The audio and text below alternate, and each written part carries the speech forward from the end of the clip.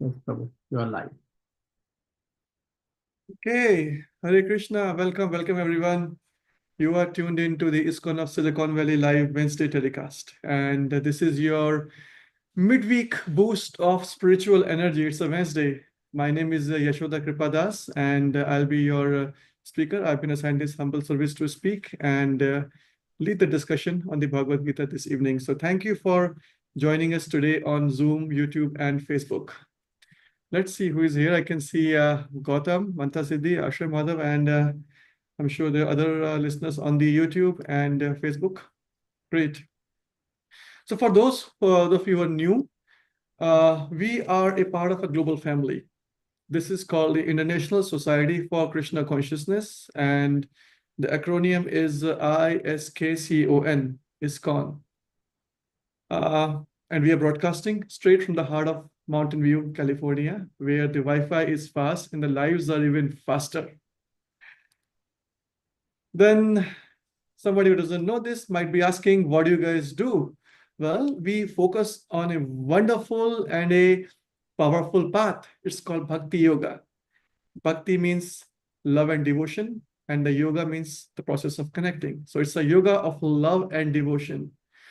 When we talk about yoga, most people, they immediately think, yeah, it's a time to stretch, just touch my toes. And what do you say? I have my young little son, he says head, shoulders, knees, and toes, right? So touch your head, shoulder, knees, and toes, and maybe just hang upside down and show like a headstand on Instagram or Facebook, or make a TikTok video and go for some stretching and exercising. But yoga isn't just about the flexibility of the body. It's about flexibility of the heart. It's about reconnecting with the ultimate source, the Supreme Consciousness. The Supreme Consciousness who is a person and he has a name. His name is Krishna. So as I said, yoga literally means to connect, like connect two things together. And there are several paths of yoga, but then there's Bhakti Yoga. What makes Bhakti Yoga different or unique from others is the underlying fact of practicing in a very, very joyful way. There's a very joyful way to practice Bhakti Yoga because we are humans. Checking anybody who is not a humans here yet. Maybe any bots they left in the room? Possibly. I heard on Facebook they are leaving some bots these days to keep a track of people's activities. So, but yeah, for humans, we love to sing, we love to dance, we love to, at least I love to eat good food. And most importantly, we don't want to be alone, right? So Bhakti Yoga embraces all of these activities of singing, dancing, laughing, being with people, eating, and all of this happens at a transcendental level, just beyond the material, mundane world. But then the question would be, where do we learn this path? How do we learn Bhakti Yoga? Well, this ancient wisdom is passed down through centuries and centuries in a book called Bhagavad Gita. It's like the GPS for the soul. Much like we go for a long drive and you're looking for an address and we put in the GPS to go to an address. Similarly, the soul also needs to go somewhere, and this Bhagavad Gita acts as the GPS of the soul. So in this Gita, the short we call Gita or Bhagavad Gita, the speaker is Krishna. He's showing different yoga paths. There is a yoga of karma, which is action. There is a yoga of jnana, means knowledge. And there is a yoga of dhyana, just called meditation. It's like a ladder. That's the step 1, step 2, step 3. But then the ladder ultimately aims for one thing, which is the connection, the yoga with the Supreme Person. And he is Krishna. Other paths, karma yoga, jnana yoga, dhyana yoga, all of these paths, well, they are all authentic, valid paths. And there are several institutions and agencies in the world. And people are successfully practicing those paths. But there's a catch. Let me tell you what that is. All of those paths can be a bit intense, arduous, it could get lonely sometimes. And this is why Krishna kind of nudges us, in the battlefield of Kurukshetra, to his student Arjuna, towards the path of bhakti, the path of love and devotion, which is the only way to attract Krishna's attention. So today, we will do a little reading from the Bhagavad Gita. But before that, let me ask you, think of a time when you feel overwhelmed, like you knew what needed to be done. Your mind was pulled in 100 directions. There are responsibilities, there are emotions, there are deadlines to be met, right? Think about it, those things, and we'll take a couple of minutes. In the meantime, I will do some prayers, which I'm going to share right now. I hope you can all see my screen. So this is a standard practice that when we start for any spiritual activity, we pray to our seniors, to our spiritual teachers, and all the people who are more accomplished than I am, so we can get their blessings for the enlightenment. And that reminds me of my friend Rene, that he's just joining today. Hi, Rene, how are you? Hare Krishna. He's a great seeker. Okay, we're just starting here. And as I was saying, I'm sharing my screen for a prayer. And these prayers I will recite in Sanskrit. But you don't have to know Sanskrit for these prayers, as long as you can understand the meaning of these prayers, which is on the screen, right? So you can read in English and focus and meditate on the meaning of these prayers. And if you know the Sanskrit, no harm in repeating behind your muted mics. Om Jnana-timirandasya Jnananjana-shalakaya Chakshurunmilitam Yena Tasmai Shri Guruve Namaha. Shri Chaitanya Manobhishtam Sthapitam Yena Bhutale Swayam Rupa Kadamahyam Dadati Swapadantikam. Vandeham Shri Guru Shri Yuta Padakamalam Shri Gurun Vaishnavamscha Shri Rupam Sagrajatam Saigana Raghunathan Vitam Tam Sajivam Sadvaitam Savadutam Parijana Sahitam Krishna Chaitanya Devam Shri Radha Krishna Padan Saigana Lalita Shri Vishakhan Vitamcha. He Krishna Karuna Sindhu Dinabandhu Jagatpate Gopesh Gopika Kant Radha Kant Namostate Tapta Kanchana Gaurangi Radhe Vrindavaneshwari Vrishabhanu Sute Devi Pranamami Hari Priye Vancha Kalpatarubhascha Kripa Sindhubhya Evacha Patitanam Pavanebhyo Vaishnavebhyo Namo Namaha. Nama Om Vishnu Padaya Krishna Prestaya Bhutale Srimate Bhakti Vedanta Swami Niti Namine. Namaste Saraswati Deve Gauravani Pracharine Nirvishesha Shunyavadi Paschat Dishtarine. Jai Shri Krishna Chaitanya Prabhu Nityananda Shri Advaita Gadadhar Shrivas Adi Gaur Bhaktavinda. Hare Krishna Krishna Krishna Hare Hare Hare Rama Rama Rama Hare Hare. So this prayer essentially means it's a lot of Sanskrit words here, but in short, I am expressing my deep gratitude. I offer my respects to my spiritual teacher. All these saintly practitioners, we call them Vaishnavas. They are the practitioners of Krishna consciousness. And I pay all my respects to the previous teachers who have passed down this knowledge over the several centuries and thousands of years. And I'm praying for what? I'm praying for their blessings so that I'm able to serve Shri Radha and Krishna under the merciful guidance of Lord Chaitanya and his associates. So the great mantra is called Hare Krishna, Krishna Krishna, Hare Hare, Hare Rama, Rama Rama, Hare Hare. That was the prayer. And then let's see, back to our Zoom room. So let's see, we have Renee, Mantra Siddhi, Gautam. Thanks everyone for joining again here. And before I started the prayer, I talked about the work life here. Think of time when at your workplace, in your life, somewhere we feel totally overwhelmed. Like there's awareness, right? We know that our mind is getting pulled in 100 directions. We know there is something that needs to be done, but there are responsibilities, there are deadlines, and there are emotions, personal and professional demands are conflicting.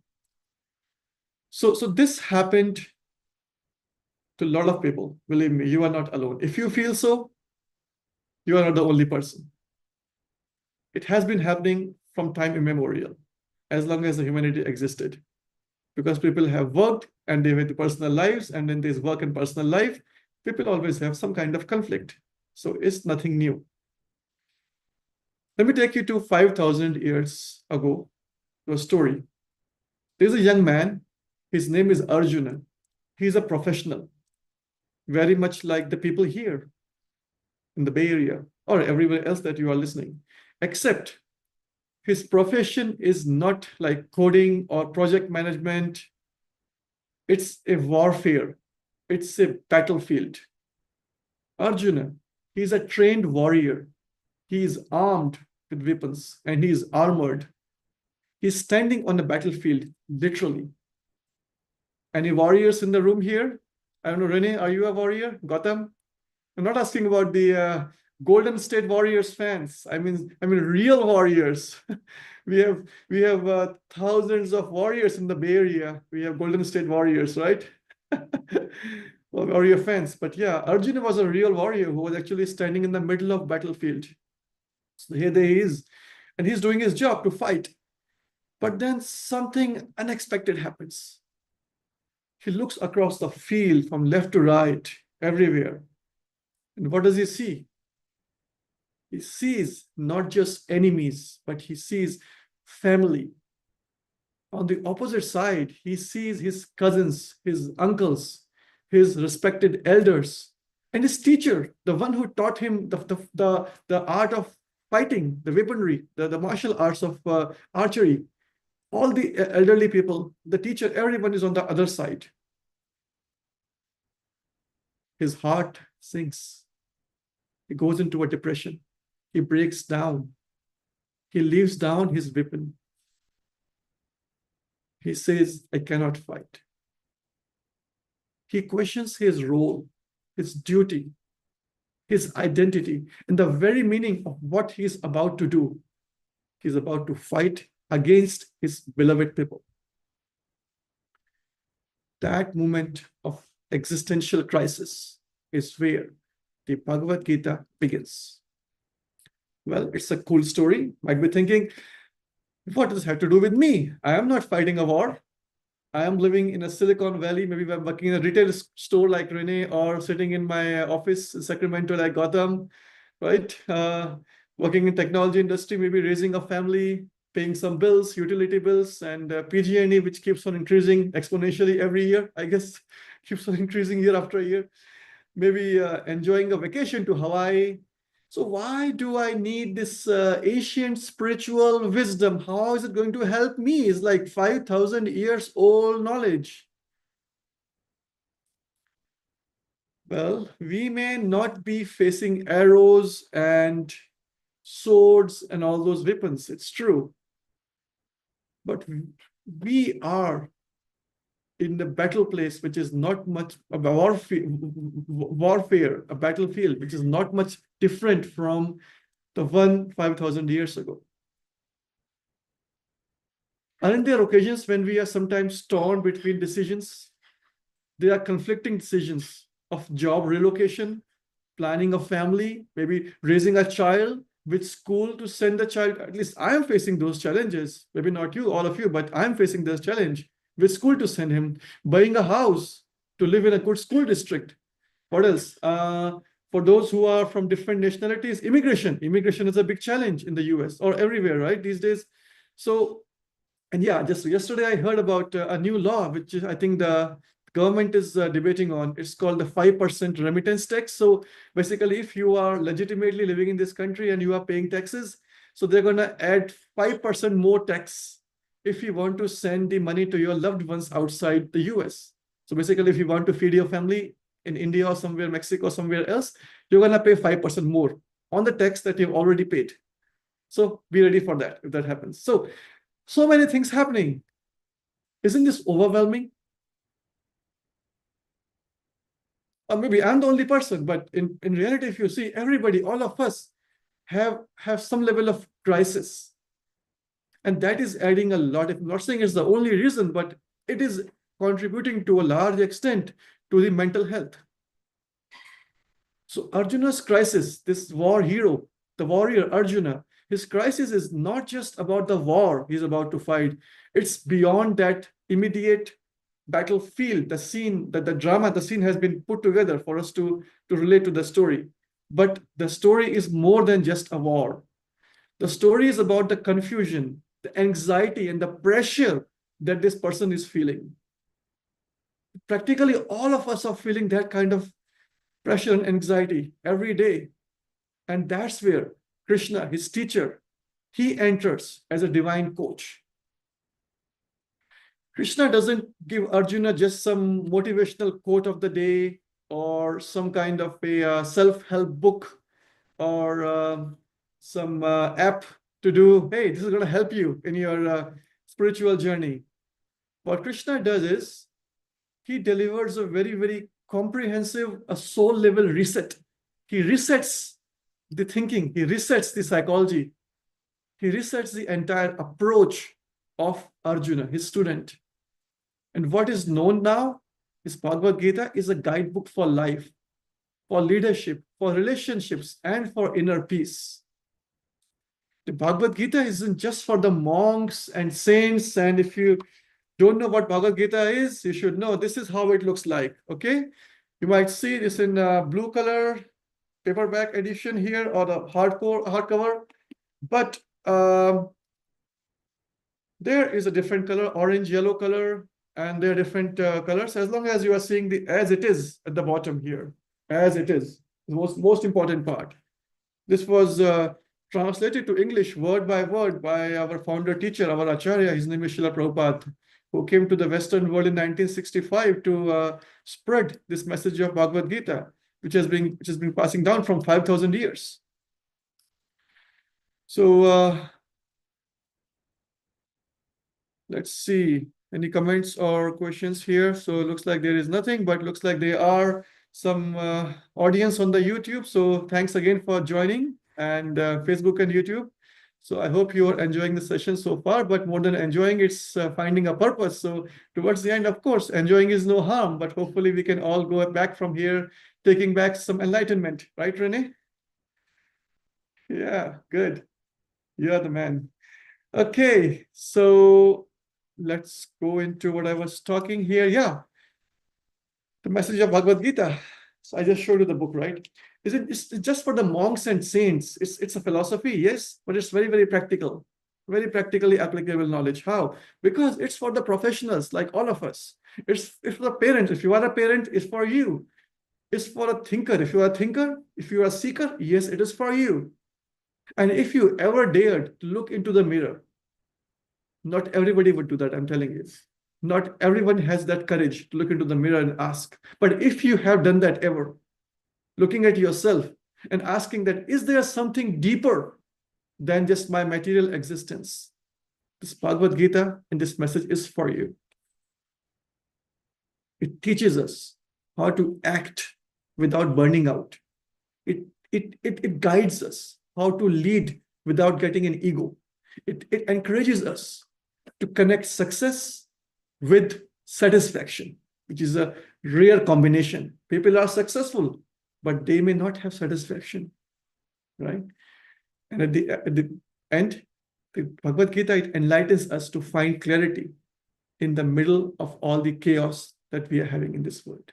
So I'm going to share my screen now and show you the topic for today, which is the paycheck or purpose. Everybody likes to get a paycheck, right? I love to get it. And purpose, maybe everybody doesn't have that purpose. I see Matthew has joined. Thanks, Matthew, for joining. I hope you are doing well. Hi. Hey, just getting started. And I was going over the introduction so far, but I'll try to catch you up quickly here. So yeah, starting the topic of paycheck or purpose. So we talk about the Gita, which is guiding us on the path of self-realization and how to act without ego and how to lead and how to be successful. Well, there might be a misconception or a misunderstanding. Oh, are you asking me to leave my job or maybe move to a cave in a forest? Well, trust me, the Bhagavad Gita doesn't ask us to quit our job. That's the beauty of this. Krishna didn't ask Arjuna to quit his duty of fighting the battle in the battlefield as a warrior. In fact, he was encouraging Arjuna to work in the right mood, in the right consciousness. Knowledge of Bhagavad Gita invites us to stay and act wherever we are. You can be in the mountain view, you can be in the sunny vale, like Matthew, San Jose, like me, Palo Alto, Los Gatos, Cupertino, San Francisco, Sacramento, Gotham, right? And somebody else dialing from all parts of the world. So wherever you are dialing in from, you can stay wherever you are. But you just need to transform your consciousness. Consciousness is very little has to do with the location where you are, as long as you have the right association of the people. Now, talking about the topic of paycheck or purpose, mental health. The question comes very often. I am not happy in what I am doing. I am feeling stagnated. I'm not seeing any growth in my career. I like the quote unquote other role. Somebody else is doing, they say the grass always looks greener on the other side, right? So somebody in the marketing, maybe I like the sales job more. Somebody in finance, I like the HR job more. Somebody is in let's say working in I don't know, coding, engineering kind of role, maybe thinking, oh, well, maybe I should be an entrepreneur starting my own company. So different kind of questions that come to our mind, and that makes us challenge my very existence in this job, that I don't feel connected with my work.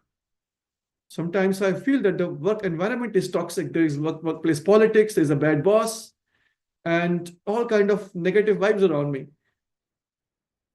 Is this something new that we are facing today? I can tell you each and every single point here can be related back to the situation of Arjuna 5,000 years ago in the middle of battlefield. Number one, mental health. Yes, he was in depression. You can read in Bhagavad Gita chapter 1 and 2. He was not happy in what he was doing. He was feeling stagnated. I don't know where to go. I just cannot fight with the people who are standing in the combat against me. I like the other role. He says, yeah, maybe I am better doing some begging. Maybe I can go live somewhere else. I don't want this politics and this warfare where I have to kill the people. Maybe I'm better. This other role of begging is better than this thing. I don't feel connected to my work of fighting. And the work environment here is very toxic because it's going to result in a lot of deaths, catastrophe, and people will die, society will get corrupted. So it's a very toxic work environment. If you think that these things are only your problem, my friends, you are wrong. 5,000 years ago, each and every problem like this existed. And the Bhagavad Gita indeed was spoken for the second time by Krishna for Arjuna to deal with this situation. So we're going to talk about something called Swabhava, which is one's own nature. But I'd like to stop here for a minute or so and take any reflections. If there is something, the audience has something to speak and want to share something or ask any questions at this point. If something is not clear to you. Hare Krishna, dear viewers, don't feel shy. Please go ahead, unmute yourself and ask your question, provide your comments, feedbacks, whatever you like. Thank you. This is a wonderful host today. His name is Yaśodā-kṛpā, and he's like my respectful elder brother. So if he's asking, please try to communicate if you want. And you can ask questions and leave your comments if you like. That way the speaker will be more encouraged to speak further. Thank He's you. already speaking passionately. And I'm already speaking if you ask questions. I'm thrilled to see more audience joining here. I can see Dr. Gandhi here joining. Hare Krishna. Thanks for joining. And so if no other further points, then anybody has some questions or comments so far? Any reflections?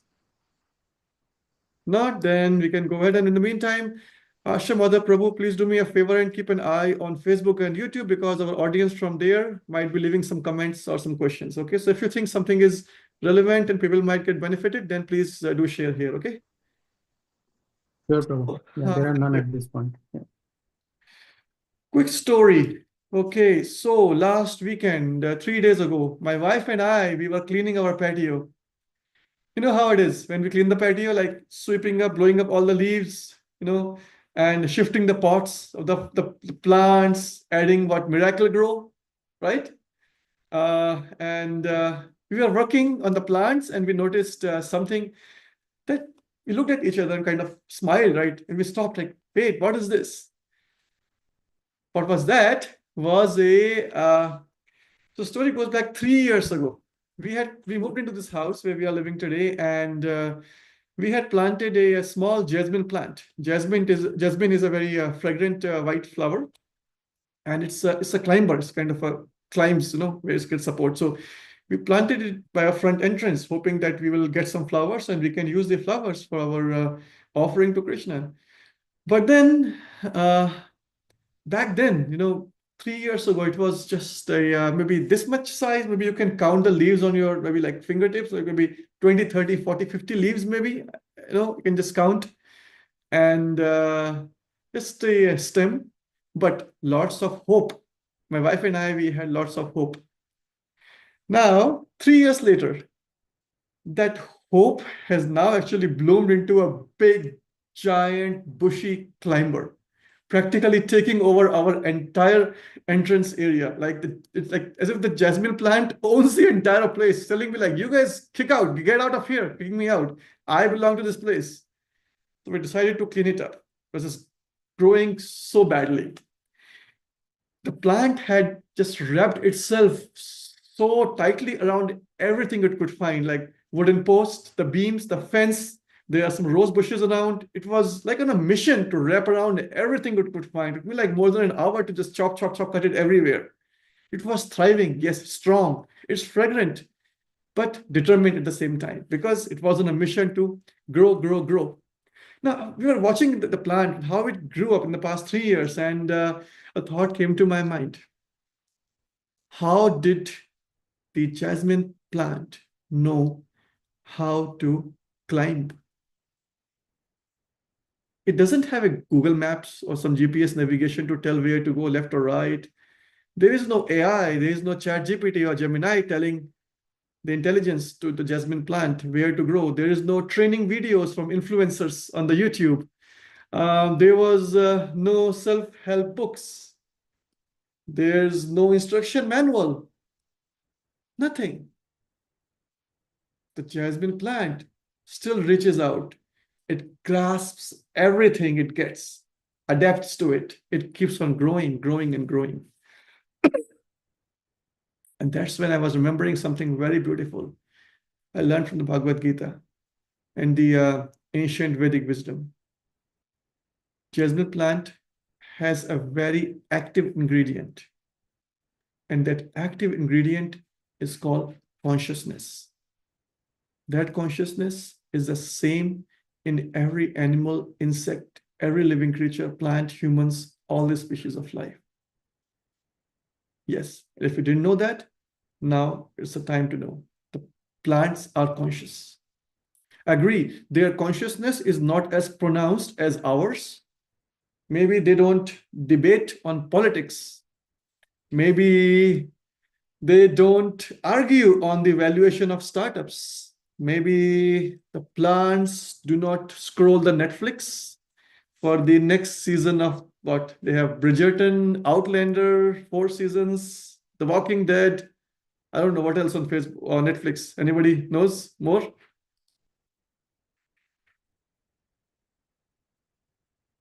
Gautam, Rennie, what else is happening on Netflix these days? Come on, Dr. Gandhi. Sadly, I don't watch Netflix. Oh, it's not sadly, my friend. It's such a great thing to do, not to watch Netflix. I really appreciate, admire. So yes, Renee, go ahead. May I say something about consciousness? Yes, yes, please. Okay. So I just want to add to what you said about the main ingredient being consciousness, right? Yeah.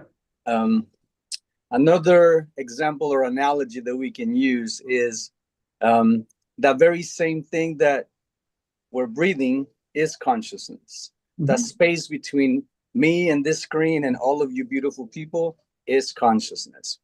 And one example to illustrate that is if we stop breathing for a few minutes, there's the expression that we lose consciousness, right? So from the expression that we use, losing consciousness, if we stop breathing or taking in this oxygen or air or consciousness itself, that's just another way of expressing what consciousness is. Like, it's all around us. It's you, me, everything within all of us, in, through, and all around us. So the next time you hear someone say he, she lost consciousness, is because they stopped taking in what we call oxygen, air, or consciousness itself. Yeah, wonderful. Thank you, Renee, for sharing your thoughts and helping everyone here. Good. So yeah, so plants are conscious. Animals, humans, everybody is living and they are conscious. Plants respond to light, to water. But in this case, for Jasmine, to obstacles. It found obstacles and it was climbing on top of that. We also are conscious living beings, right? As Renee was explaining, all of us are conscious living beings. Now, what's amazing about this is consciousness is not something that we acquire. We are inherently conscious living beings. Nobody is programming our consciousness like a code of Gemini or ChatGPT. It's who we are at a very, very fundamental level, right, Renee? It's where we are consciousness, and that's called a soul, or the living active ingredient. And as you said, that's just a difference between living and dead body, right? That's consciousness.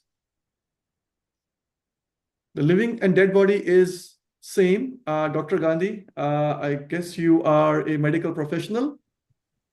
I'm a PhD, Dr. Prabhuji. Yeah. Scholar. Okay, great. Thank you. But yeah, doctors can tell, right, that living and dead body, medically, they are same. The mass, the volume, the physical aspects, everything exactly identically the same. Then what is missing? It's not the matter, it's the consciousness, it's the spirit or the soul. And the Gita explains to us that all living beings, humans, animals, even plants, are conscious because they are animated, they are moving around by the presence of the soul. But then the Gita tells us something more interesting, that there is a nature beyond this consciousness or soul that we acquire. As we move on with this body, we live in this body, we change bodies at a chapter closing and a new chapter opening, which is called a death. It's like changing the bodies to a different form, the new body. So when we change different bodies during this lifetime or different lifetimes, we keep on acquiring something, and that is a nature we're going to talk about now. So I'll share my screen again, and here it is. Can you all see it? Okay, great. So it's called Swabhava. Swabhava means one's own nature. It's made up of two syllables, Swa and Bhava. So Swa is a possessive adjective. If you can look in different languages, it's a commonality, across different languages that you can see. It's very interesting. In Sanskrit, it's called Swa. In Spanish, it is called Su. In Portuguese, it is called Swa. Italian, Suo, Sua. French, Son, Sa. Isn't it interesting, right? So many different languages across the world. And they have the same meaning of the word Swa. Means self, own, his or her. Somebody is a possessive adjective. Somebody possessing. It's called Swa. Something owned by somebody. And Bhava means nature. Everybody has its own nature.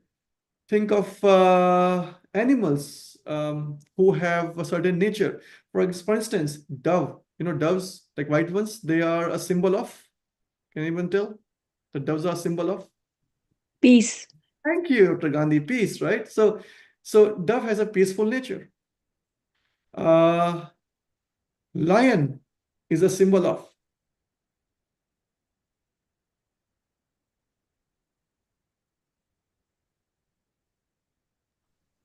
Ferociousness, violence. Violence, ferociousness, and Lion King, right? Practically every movie, stories, everywhere you see, for adults and for children, the lion is given the role of king. It's a king, right? A ruler or a heavy leader quality. So that's lion. What else? Any other names of animals or birds or species you can think of nature? Like we are recognizing those species by their own nature. Like rose, they represent love, right? I heard a voice. Sloth, laziness. Sloth. Oh yeah, laziness. Okay. Yeah. Okay, good. So own nature, right? So everything in the world, everybody, living entity has its own nature, and that's acquired through the body, which actually comes to us through the past karmas or the past actions, and how the modes of nature act on us. So if you don't know what the modes of nature are, maybe Gautam can tell us what are those modes of nature. Mm, Come on, man. It's been just a week. I'll help you start something.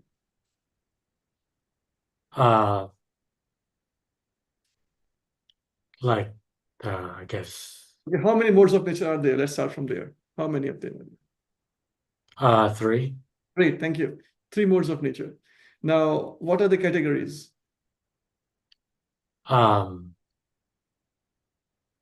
So the 3 are, I think, Goodness? higher, lower, medium. Okay, great. Higher, lower, medium. So called goodness. And then the middle one is called that it encourages us to work, to achieve something, to accomplish something. Passion. Passion, you got it. And the last one is full of laziness, lethargy, inertia. Yeah. The darkness, what do you call that? Ignorance, right? Ignorance. Yeah. Yeah. So Gautam is a seeker and he's learning these things these days. That's why I picked up on him. So didn't mean to challenge him here. He's a great guy, and I'm sure he's learning very quickly in these things. So yeah, so nature. So we acquire this nature, swabhava, right? And so there's a consciousness and there's a swabhava that we acquire.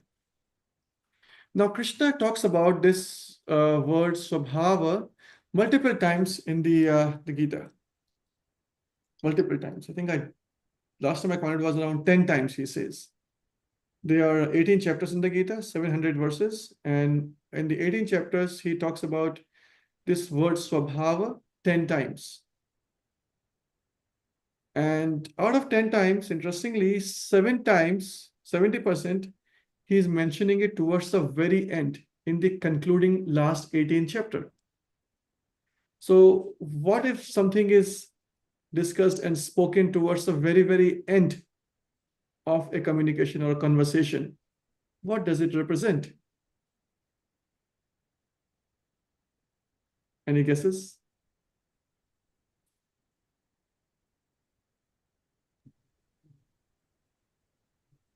If you were speaking for 3 hours, let's say 3-4 hours, maybe 2 or 3 hours, and then towards the end, in the last 30 minutes, you emphasize on 70% of that entire discussion in that conversation, last 30-40 minutes. So what does it represent? Key takeaways, Prabhuji. Yeah, key takeaways. Thank you. So are you a professor, Dr. Gandhi?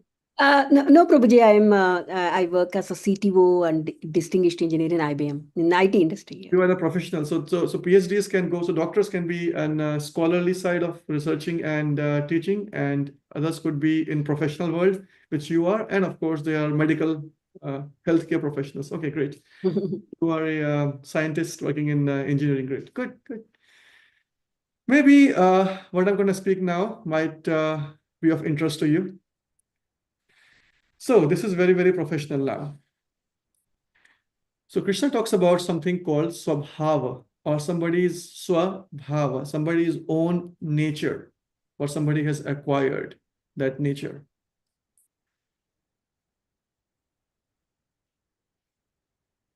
But that nature manifests itself in various ways. That nature exhibits in our personality through the ways we talk, we communicate, we behave, we respond to situations, right? And we act in certain circumstances. But then something which is very, very prominent in our modern lifestyle is the influence of our profession, our career in our life. Because 8, 10, 12 hours a day, at least 10 to 12 hours, everybody's working these days. Nobody works 8 hours, I guess, anymore. So 12 hours or more, everybody's working. And it has a lot of influence on what we are doing. So then how can somebody's swabhava relate to somebody's profession? We're going to spend some time now to discuss this relationship or some kind of a correlation between somebody's swabhava, a personal nature, and their profession. Now, there are 4 categories of profession, which practically all of us can relate to. And I'm not saying these are 4, this is coming from the Bhagavad Gita, because in the Gita, Krishna says, Chatur Varnam Maya Srishtam Guna Karma Vibhagasha, means there are 4 kind of social orders I've created, professional orders that I have created, based on somebody's qualification and their qualities. Qualities could be somebody's nature, and qualifications could be somebody's trained to do certain things. So those professions are here. Brahmana, can you see my screen? It says Brahmana, Kshatriya, Vaishya, and Shudra.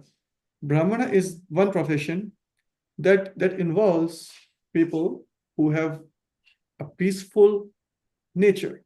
Their swabhava, their own nature is peaceful, self-controlled, they are pure, they're honest to their heart, they are truthful, tolerant, intellectual, wise, and religious, which in one word is Dr. Gandhi. You are a scholar, you are a scientist, and you are a religious person. So I'm sure there are more listeners today on YouTube and Facebook who can relate to this kind of a personality traits that are listed here, right? Then there's another profession of Kshatriya, which is heroic, strong, determined. And these are the warriors, the administrators, the public management people, the public administrators, politicians, right? They're resourceful, they are courageous, leadership, and they are generous. So they are the people who look for the bigger picture of the society, the civil management, the defense, military, all these people, and police, for instance, right? So these are all Kshatriya professions. Vaishya is agriculture, cow protection, business, merchant class.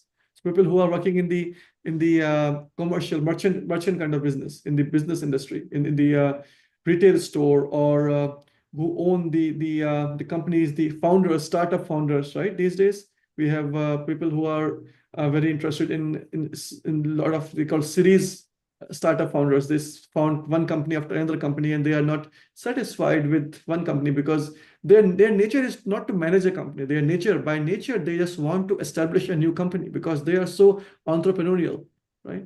They just establish a company, get the funding, and they move out, they exit. So that's kind of Vaishya, right? The commercial or the entrepreneurship is the Vaishya mentality. And Shudra means service and support roles. Somebody who is helping with cooking, cleaning, all these kind of roles. And these are all important roles. We cannot imagine a society today with only Brahmanas, with only intellectual people. We cannot imagine a society today with only the warriors. Practically, imagine everybody's a warrior fighting against each other, nobody to manage. Nobody's a teacher, nobody's a doctor, everybody's a warrior, right? Is it possible? No, right? So we need a proper balance of these 4 professional divisions in society. And this balance is coming from Krishna himself. In the Gita, he says, I'm the one who created these social orders. Unfortunately, it's a different story, and I won't spend too much time on that, but in certain countries, including the one I come from, has a different definition of these 4 social divisions, and people have been exploited over the past hundreds of years based on what profession they belong. But the true meaning of these professions, these divisions, actually is based on not somebody's birth, rather it's based on somebody's qualities and their nature that they have acquired, and the training and the skills that they are developing over their lifetime. So that's the professional divisions. Now, what Krishna says about this, I will share in the Bhagavad Gita here, which is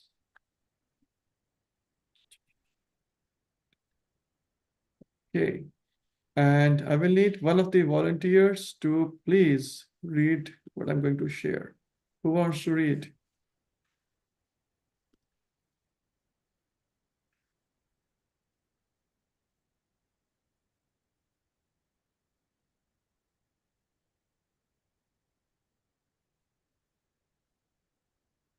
Anybody? Would you like to read? Gautam? It was unmuted. Can you hear me? Go ahead. Yeah, okay. So peacefulness, self-control, austerity, purity, tolerance, honesty, knowledge, wisdom, religiousness. These are the natural qualities by which Brahmans work. Good. And then let's hear about the warrior, the Kshatriya class or the administrative class. Heroism, power, determination, resourcefulness, courage in battle, generosity, and leadership are the natural qualities of work for the Kshatriyas. Great. And now the business class. Farming, cow protection, business are the natural work of the Vaishya. Vaishyas. For the Sudras, there are labor and service to others. Thank you. So yeah, here Krishna is telling Arjuna that there are 4 of these social professional orders, and what you can do is just to find your nature, what your nature is. You are born with a certain nature based on your previous karma, and as we grow and we are raised in certain environment, we keep on acquiring modes of nature influence on us, and then we acquire certain nature. And using that, if we can start with that point of what profession I want to be in. Am I more suited for more intellectual or more scholarly kind of profession? Or is my inclination, is my proclivity more towards a business, commercial kind of entrepreneurial kind of a profession? Maybe I just want to serve others, like in hospitality industry, right? I just want to serve others. It could be Shudra profession. So different professions are there, and it starts not because somebody wants me to become, not because my parents want me to become something, not because my society, my neighbors, my friends, they want me to become something. Everybody, all of us have our own nature, and that's his Swabhava. And that Swabhava should determine what profession one has to pick up to be successful, right? And then Krishna continues on to say here, it is better to engage in one's occupation, even though one may perform it imperfectly, than to accept another's occupation and perform it perfectly. Duties prescribed according to one's nature are never affected by sinful reactions. So somebody might have a personality that is more suited for a Brahmin kind of a profession, which is more intellectual, scholarly, thoughtful, tolerant, pure, and honest.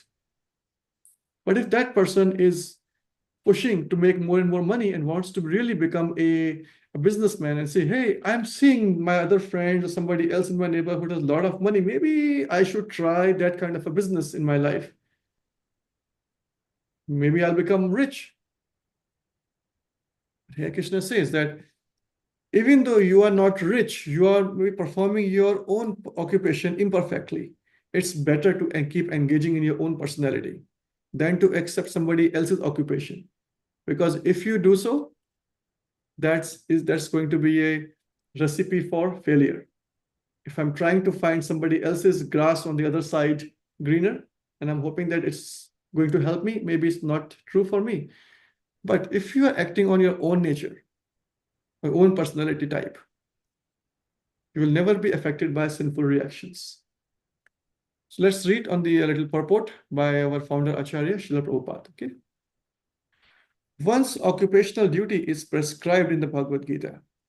As already discussed in previous verses, the duties of a Brahmana, Kshatriya, Vaishya, and Shudra are prescribed according to their particular modes of nature. One should not imitate another's duty. A man who is by nature attracted to the kind of work done by Shudras should not artificially claim to be a Brahmana, although he may have been born into a Brahmana family. Just because my parents, my ancestors belong to a certain social order of Brahmana or Kshatriya doesn't make me necessarily that person, because it depends on the qualities that one acquires and not just the birth. In this way, one should work according to his own nature. No work is abominable if performed in the service of the Supreme Lord. So now here Srila Prabhupada explains further that yes, the starting point is great. That yes, I must look at my own swabhava, my own nature, and identify my profession and start working on it. But then even better than that is if you perform it in the service of Lord Krishna.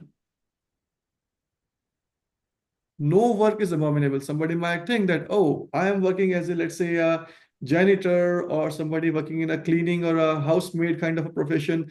Oh, I am not like that. Somebody who is a Brahminical culture, or somebody who is the mayor of city. No, that's not true. Every profession is equally valuable, right? And here it says, no work is abominable, provided we perform with the right mood, which is the service of the Lord.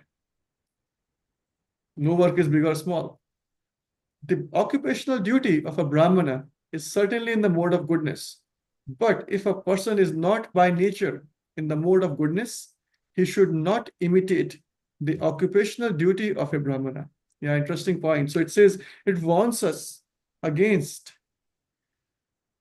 imitating the occupational duty of a Brahmana. So that reminds me, I grew up in India, and I see a lot of spiritual gurus. They claim to be saintly people. They claim to be spiritual leaders. They claim to be they claim to be religious leaders, gurus, and those are activities which are for Brahminical class. Like somebody who is more intellectual and wise and full of knowledge of scriptures can be a Brahmana. Anybody is born in any part of the society can be a Brahmana by qualification. But then some people think, yeah, maybe let me try being a Brahmana, even though in reality they don't have the qualifications, the right qualities. And they become those gurus and sadhus, and they become those so-called religious leaders. And what ends up happening is they cannot control their innate characteristics, because they are not necessarily tolerant. They do not have a control on their urges to earn money, or sexual urges, and those kind of things. And they tend to exploit people. They abuse the followers. And then there are court cases, and it becomes widely known. And then they get arrested. They go to prison house and so on. India, I mean, we have so many gurus like this who are in jail, or they are absconding, right? Police is after them, the law is after them, but they are just not found anywhere. They're to be found. And they falsely think. They think that, yeah, I'm a religious guru. I'm suited for Brahmana role, and I will command respect from people around me. People will follow me. But then they lack those real qualities of Brahmana, which is peacefulness, tolerance, cleanliness, purity, truthfulness, honesty, sense control, right? And they eventually fall down. Well, not fall down, because they were never at their first place. They never fall down. They were never there. Yeah. And another example here is for a Kshatriya, or administrator. So this is about the politicians, the people who are in the control of society, the military rulers. I mean, not the rulers, the military officials at the higher positions, and people in the big, say, Capitol, White House, and the Senate, and all those, like, the congressmen, people. So this is for them, who are the administrators. There are so many abominable things. A Kshatriya has to be violent to kill his enemies, right? Military person or cops, they have to kill people. The enemies, the terrorists, the bad people. They have to be violent. And sometimes a Kshatriya has to tell lies for the sake of diplomacy. Such violence and duplicity accompany political affairs. So it's very natural. Politics is not possible, I guess, right? Very difficult to do without telling lies, manipulating people.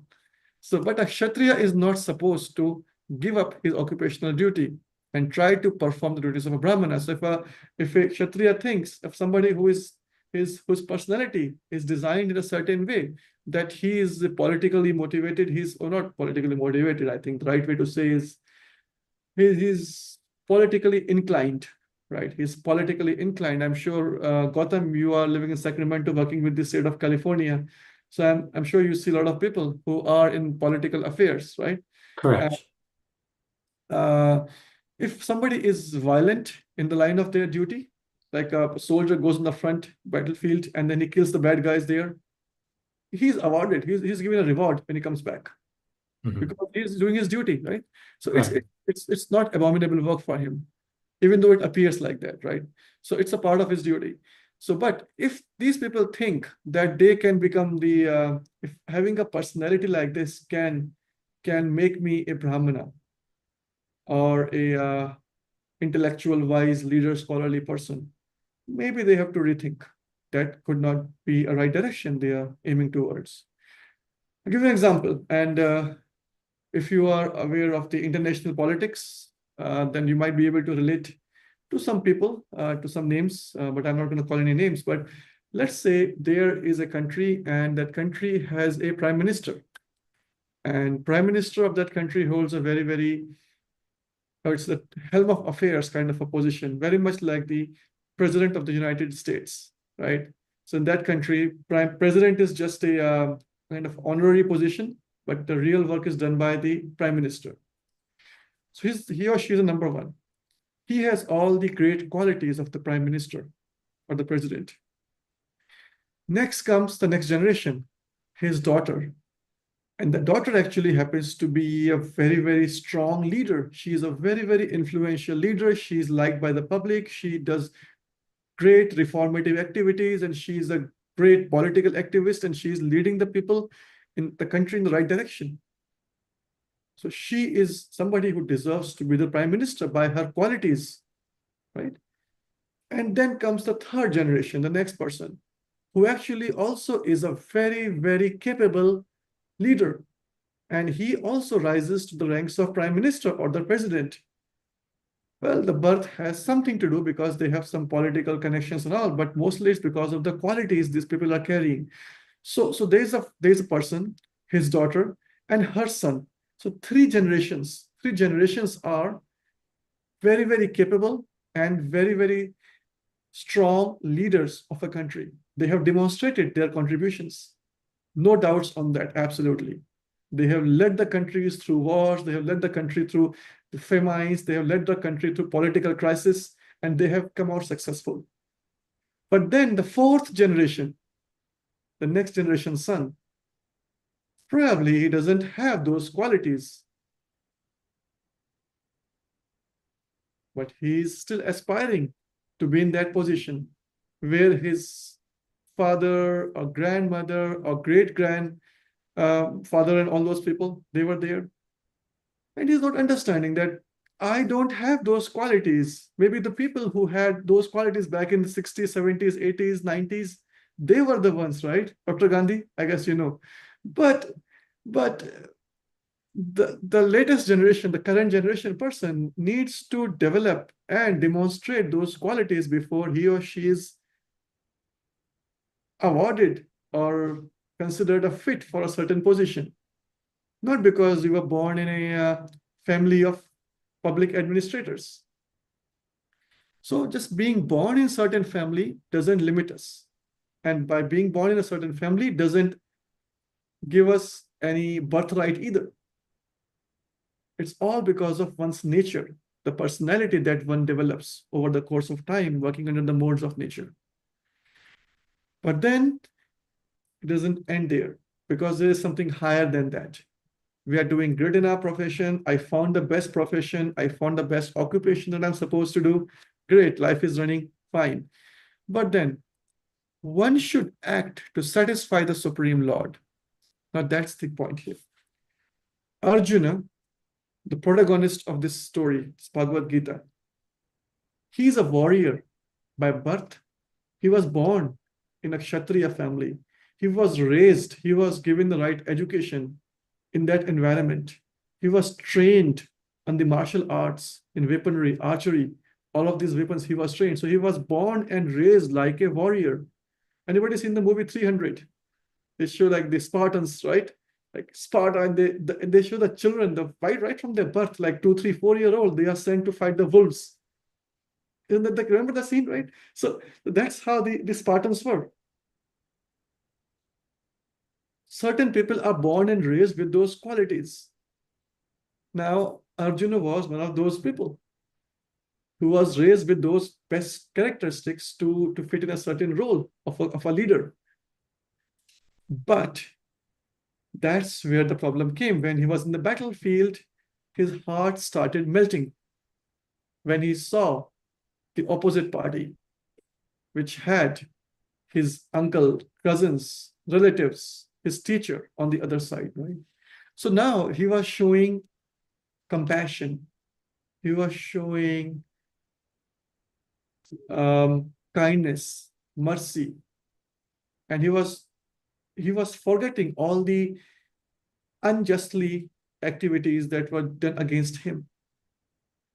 There were things that happened in the past several years that brought the two parties to the battlefield. Arjuna and his brothers, they were denied the right to the kingdom. They were supposed to be the prince and the kings, but they were not allowed.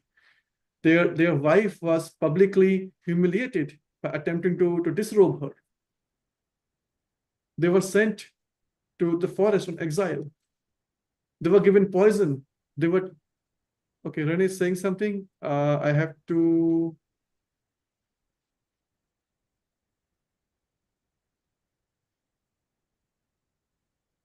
Unmute yourself. You have to leave, I understand. So that's fine. Thank you for joining, Rene, and hope to see you next time. Okay, have a good evening. Bye. Hare Krishna. So Arjuna was entitled to certain things and he was denied his right. So that's how the battlefield came into the scene. But then he is showing a certain nature, which he's trying to prove is his right. He's just in that, but he's not. And that's where Krishna is telling him that you, Arjuna, are born of a certain nature and you must act according to your sabhava. Your swabhava means your own true nature is to fight, to be the king and be victorious. If you are trying to artificially present yourself as a Brahmana, if you are trying to superficially just show yourself as somebody who is just very, very kind and caring for opposite party, that's not your true nature, Arjuna. That's not who you are. You are here for fighting, and that's your duty. He was hesitating to fight the other party. But if such fighting is performed for the sake of Krishna, the Supreme Personality of Godhead, there need be no fear of degradation. In the business field also, sometimes a merchant has to tell so many lies to make a profit. If he does not do so, there can be no profit. Sometimes a merchant says, "Oh, my dear customer, for you, I am making no profit."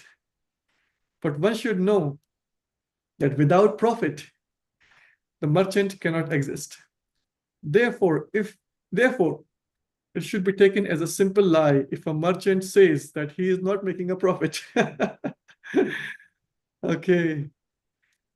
Maybe this is where I think Rene should be here for maybe 2 more minutes, because Rene works in retail industry. He's the best person to comment on this, but he left just now. So the merchant should not think that because he's engaged in occupation in which the telling of lies is compulsory, he should give up his profession, right? So because it's just how they make money. And if you think that if I'm being just too much, they say you are too honest to be true. So certain things just cannot be too honest to be true, right? So if a merchant is saying, and it's fine if merchant has to tell lies to make money, right? This is a profession. But the problem is that when they start thinking that we should give up the profession and pursue the profession of Brahmana, think of it like you are trying to do a business by telling all the 100% truth, right? Here's a customer and he's asking, how much it cost you? Let's say, I don't know, let's pick up this pen, okay? This pen, you go to Target and the Target, you say ask the manager, what is it cost to get this pen in your store? And they would say, it cost me 30 cents. And then you ask, okay, but why are you marking it as $1.40 on the shelf? And then the store manager thinks, well, maybe you are right. I should not be doing that. I should be truthful and I should be honest. And I should not charge you more than 30 cents, maybe 31 cents. If you are kind enough, you can give me 1 cent more. But that's all. I'm happy. Imagine, does the world work like this? They have to pay insurance. They have to pay the store, the real estate taxes. They have to pay all the sales tax. I don't know. They have to pay employees the salary and everything, right? So how do they make money? By taking the margins. So that inclination towards the so-called Brahminical culture, right, is not recommended for a merchant class.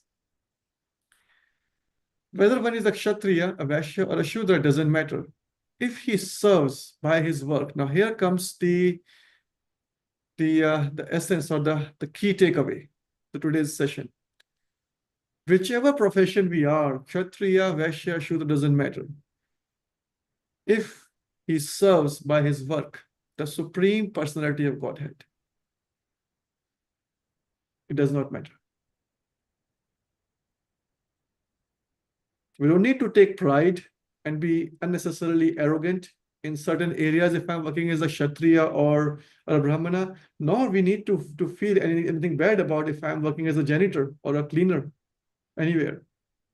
As long as my profession is dedicated to serving the Supreme Personality of Godhead. Even Brahmanas who perform different types of sacrifice sometimes must kill animals, because sometimes animals are sacrificed ceremonies, right? So yeah, I've seen in Indian temples somewhere you find the traditions where they sacrifice animal for offering to the deity. So there are some Brahmanas who are engaged in such kind of a work. They have to kill the animals, which is not recommended, by the way. I'm not recommending, and it's not recommended by scriptures also in the modern world today, because those things were meant to be in the ancient ages, the days bygone, right? Not today's date. So those sacrificing of animals is not recommended today, but some people still carry that ritual of doing it. Anyway, so if a Kshatriya is engaged in his occupation, kills an enemy, there is no sin incurred. For instance, we are cops and they go on a hunt for some gangs, and they find somebody who is not obeying their commands, and they are attacking back. They're offensive. So then cops have to take action. They have to kill them, right? So they don't incur any sin in that. In the 3rd chapter, these matters have been clearly and elaborately explained. Every man should work for the purpose of yajna. Yajna is all for Vishnu, the Supreme Personality of Godhead. Anything done for personal sense gratification is a cause of bondage. The conclusion is that everyone should be engaged according to the particular mode of nature he has acquired, and he should decide to work only to serve the supreme cause of the Supreme Lord. This is explained here, and this is actually, okay, here. We were discussing the professional divisions, and then let's talk about this. I just found it good to call it like SOS. What is SOS? You call it save our souls, right? But what's going to help us? Swabhava, we first know what is our swabhava, or what is our true nature. And then we do what's matching to my swabhava, what's matching to my true nature. One can be an athlete, a professional boxer, one could be a doctor, one could be a scholar, one could be a priest, one could be a teacher, one could be in any profession, right? No profession is higher or lower. But the condition should be, that's the third S, to serve. Serve whom? Lord Krishna. So it's SOS, Swabhava, find your Swabhava, and then find your occupation and serve. The question might come, well, I am not suited for a certain profession, but I am still working in that profession for certain reasons. Maybe there are no jobs existing in this country for me, or because of immigration rules, I cannot work in that, this and that. That's completely fine. You can do any profession, because once you are at the serving level, when you are serving Krishna, whatever you are doing doesn't matter. Everything becomes perfect when you are dedicating the results to Krishna and working in the right mood. Every job becomes a service to Krishna. And that's the process of starting with Karma Yoga. Krishna says that dedicate all your results to me. Right? You do the action, but you dedicate results to me. But then he goes on to explain different kind of yogas in the Gita, and towards the middle of the Bhagavad Gita, he emphasizes on the Bhakti Yoga. The Bhakti Yoga, the transcendental nature of a person comes into picture. My nature is beyond these four professions. Ashramada Prabhu, yes, go ahead. Haribol Prabhu. Prabhu, there is a question from in the Facebook. Yes, Do you please. want me to read it now, or Yes, wait yeah, till let's the take it right now. Siva fan Acharya Prabhu is asking the question: can one change one's nature within one lifetime, within one lifespan? For example, let us say one has the nature of Sudra, but then by association with spiritual devotees, one within the same lifetime is changed to the nature of a Brahmana, meaning within that same 120 or less years of a current life in the world. Dhanyavad. So that's the question. Essence is, if someone, let's say Sudra in nature, but then with association of devotees, he acquires the qualities of Brahmana, is that possible? That's what, within that Yes. 100 years lifetime. I That's the think, question. yeah, I think you have answered your question already by giving the example of association of devotees. There are numerous examples. There's a story of Valmiki, right?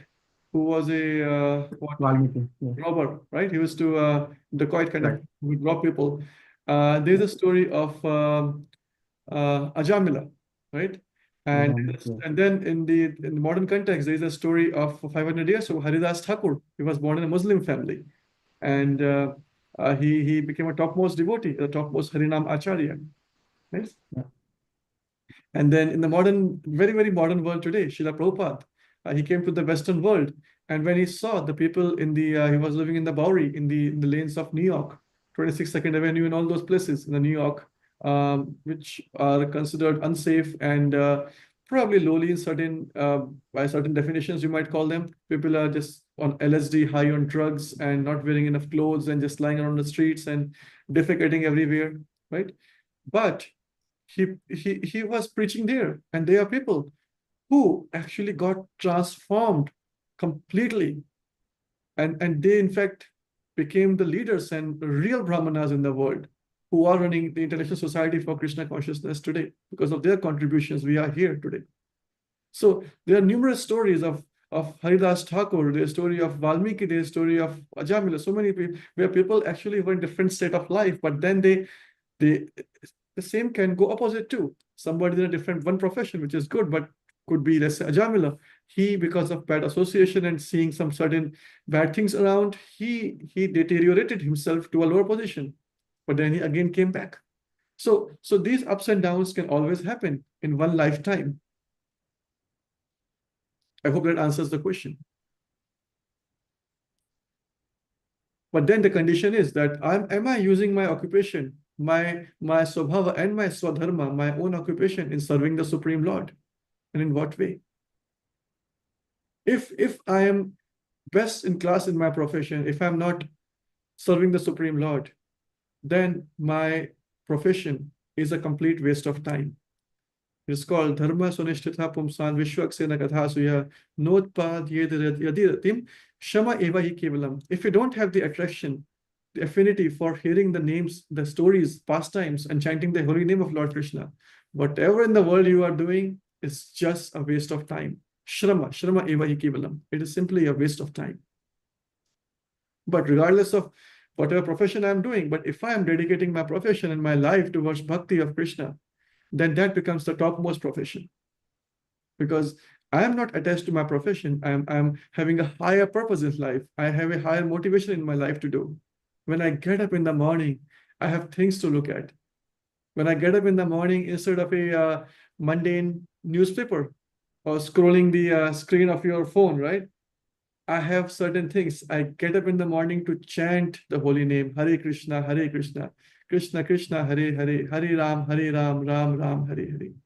When I get up in the morning, I don't have to scroll the screen for what's happening in different countries, the wars and politics and all those things, because I have a better purpose. I pick up my jasmine flowers. Remember I told the story of jasmine. I have jasmine flowers and I offer incense flower to Krishna in the morning. I don't have to worry about eating the junk food outside, what you call coffee and croissant, right? They call American breakfast.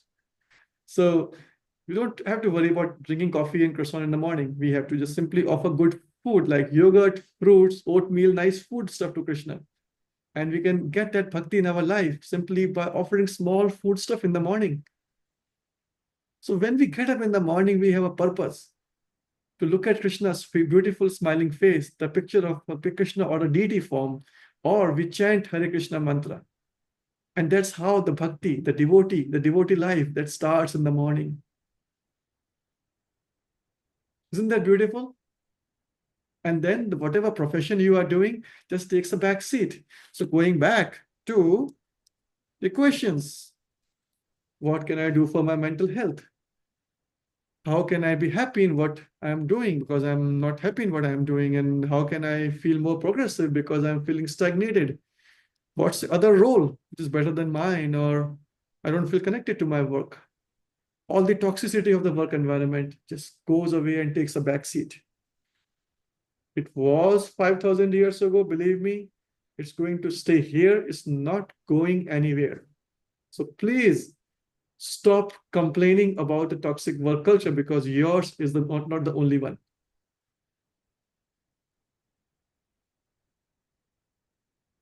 Okay? Instead of complaining, the path of bhakti takes us on a beautiful, sweet journey of love and devotion. And I know some of you are already practicing it. I see in the Zoom here, Dr. Gandhi and Matt is also seeking. Gautam is also practicing. Mantra Siddhi, thanks everyone for joining. We have around 10 minutes here. And I'm sure there are listeners on YouTube and Facebook. So if you have more questions, please share with our host, Ashamadha Prabhu. He will bring up here. And we can also invite questions or comments if anything that is in your mind in the audience Zoom call here. Please start sharing. Please share by unmuting your mics, and this is your platform. Yeah, I just now checked Facebook and YouTube. There are no questions, but yes, those on Zoom, they can always unmute and ask questions, provide comments, and give some words of praise as well. Because I personally found this lecture very engaging, very interactive, very useful. Thank you. So please go ahead, unmute, and say some words to the speaker who had been speaking for last 1.5 hours continuously. Yeah, I'm tired now, right? It's now your turn to speak up. And see, the thing is, speaking means sharing, and sharing means caring. So you don't have to speak if there is no point, but if you think that there is something that you can relate with, we call it reflection, that's coming from your personal experiences or your own life story, or you have seen it around, and maybe hundreds of people are watching all over the world. Somebody else might get benefited from your story. So go ahead, please. Nothing that we can. Yeah, while people are trying to come up with their questions, I just like to add that I think there's a verse in Bhagavad Gita. I'm forgetting it. It's probably in 18th chapter or where. Well, Lord Krishna, who knows everything, okay? He has said, we are currently reading 7th chapter and he says, I know all living entities. He makes a declarative statement, right? That means he knows everyone, right? He knows the past, present, future. And in another place, Lord Krishna is saying, all work have faults. Yeah. So if you think that another work, it looks on the other side, it is greener, as Yaśodā-kṛpā Prabhu was saying, Yeah. then just remember Lord Krishna's statement. It's not going to be greener when you go into that work. Actually, There will be things that is hidden. It will come and surface. yeah, the Up to the verse that we surface. just read today is the verse 47 Hmm. from the chapter 18. And What is the that? Okay. next verse Yeah. after that, 48, actually it says that every endeavor is covered by smoke, some imperfections like a fire. You know, you might complain that I'm doing this work even though it's best suited to my inclination, my natural, my swabhava, my personality, but there is still some imperfection, some fault in this, right? So think of fire. Fire is considered the purest of everything. In practically all religions in the world, fire is worshipped, right? In the Persian culture, I know they have the fire. In Christians they have the fire and the a candle in the church. So we have fire everywhere in all the religions. It's very respected and it's a reverential way. But then such a fire is also imperfect in certain way because it has smoke, and the smoke, it hurts the eyes and goes into your mouth and nose and you kind of cough in on that. But because the smoke we don't stop cooking on fire. We don't stop the fire in our house, the heating in the winter, right? The HVAC system. We don't stop our internal combustion engines. There's fire in the engines because there is smoke. We still live our life. We make best use of the deal, right? So even though the fire is covered by smoke, the fire does not lose its importance. In the same way, every profession, wherever you may go, you can find some level of faults, imperfections. And those faults and imperfections, could we consider that like more of a challenge towards us, to our devotion? Good point. So yes and no. Yes, in a way that if I am involved in a profession which is very, very highly demanding and is making me work like 16, 18 hours every day, I'm not getting enough sleep and I have to travel, I cannot find a spiritual food, prasadam food, then yeah, it's something that we must consider to change, right? But as long as if I'm living a healthy life, getting a good rest, 7, 8 hours of whatever sleep that you need, 6, 7 hours, you're getting good, nice food that you can offer to Krishna and eat. And most importantly, if you are able to chant the Hare Krishna mantra every day for a set number of some times or some hour or whatever, right? So my daily routine is there. So as long as I'm able to maintain a daily routine of my spiritual activity, every profession can be very helpful because we need money, right? Without money, we cannot do anything. Right.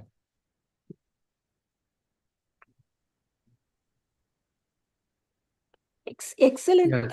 excellent lecture, Prabhuji. One thing which actually helped me to your and I'm pranams for sharing all the insights on this. When I do the reflection of my own, find my strengths and so on, and fit into the category of the 4 classes, whatever I said, it also now helps me to get perspectives of others. For example, by swabhava, this particular person is built in this particular category, and that helps me not to even go and find faults with that person or impose the transformation especially into other role, but for certainly yes, in infusing the Lord Krishna's thoughts and offering in that, but rather than shifting their strength to some other category is something which was a great realization for me today. And thank you so much for the wisdom, Prabhuji.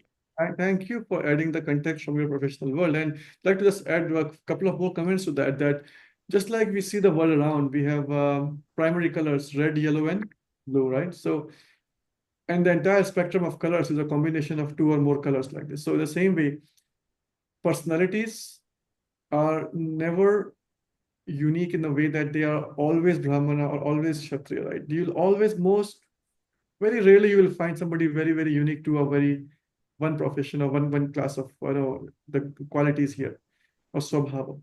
Most of the time you see people, including myself, you, everybody, we have certain traits which are of one nature, of Shudra nature, of Brahmana nature, of Kshatriya nature, Vaishya nature.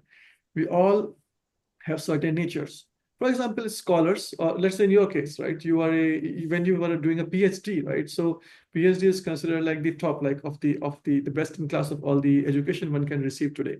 So you are a scholarly person and you spend years and years studying it. So you are no doubt intellectual and wise. But then you also have to think when you are working in a company, you also have to work towards the company's objective, which is making the money, right? And making the money automatically brings in the factor of it's a profit and loss situation, return on investment, ROI. We do all the kind of calculations in the company, right? So then is my new software or the new IC chip, whatever I'm designing, new ASIC chip I'm designing, right? I don't know what you do there. What do you design?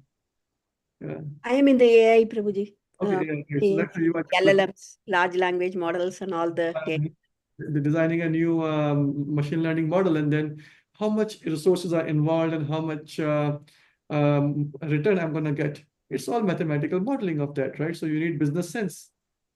And at the end, if you look at all of us working in companies, we are serving. We are serving. So we in a kind of a, Srila Prabhupada used to say actually that all of us in the modern world today are Shudras because we all are serving. We are born, first of all, low. We did not have enough right rituals and purificatory sacrifices done when we were born, right? So certain things are required to have right characteristics from the birth. But then even from professional point of view, we are involved in serving other companies. So let's say somebody who's founded the company, maybe he's an entrepreneur, maybe he's a true Vaishya in a sense, in the true sense, but we are the ones serving in that company.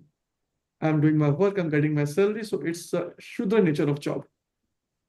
And to some level, a large level in your case, is intellect required, a lot of Brahminical work that you did, and a lot of Vaishya nature of commercializing and selling the technology that's involved. So every work today, every profession is hybrid of two or more qualities.